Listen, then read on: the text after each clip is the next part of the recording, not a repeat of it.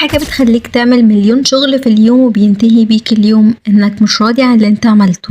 السبب انك مش بتفرق بين المهم والعاجل، وده اللي هنتعلمه مع بعض النهاردة من مصفوفة ايزنهاور، وهي بتقولك ان كل شغلك ممكن يتقسم ل4 اقسام. القسم الاول وهو المهم والعاجل، دول الضروريات، زي مثلا تسليم شغل لازم ينتهي النهاردة، او موبايلك لازم يتشحن دلوقتي عشان شكله هيفصل، أو طفل بيبكي علشان جعان. الخيار الوحيد قدامك إنك تعمله دلوقتي. مهم ومش عاجل، دول أحلامك اللي بتأجلهم، زي مثلا كورس الإنجليش اللي انت عايز تبدأ فيه، تمارين الرياضة علشان صحتك، عايز تخطط لمشروع جديد.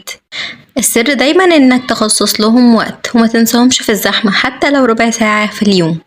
مش مهم بس عاجل، ده شغل سريع بيستهلكك، زي رسائل الواتساب الكتير اللي لازم ترد عليها، طلبات ناس ممكن ترفضها لأنها مش مهمة، خروجات مع زمايلك مفيش مصلحة هتعود عليك ولا عليهم منها. الحل يا تفوضوا لغيرك يا تعمله بسرعة وتخلص منه. مش مهم ومش عاجل، ده مربع الضياع، دول ملهمش لازمة خالص، اللي هي الملهيات، زي سكرول على الواتساب من غير أي فايدة، أو إنك تضيع وقت في أي حاجة مش مفيدة، تقعد تتفرج على مسلسلات مش هتعود عليك بأي حاجة. الحل للمربع ده إنك ما تعملوش أصلا، ده وقتك ووقتك بيساوي حياتك. تعرف إيه أكتر مربع بيقع فيه الناس؟ مربع الضروريات اللي هو المهم والعاجل، والملهيات اللي هو اللي مش مهم ومش عاجل.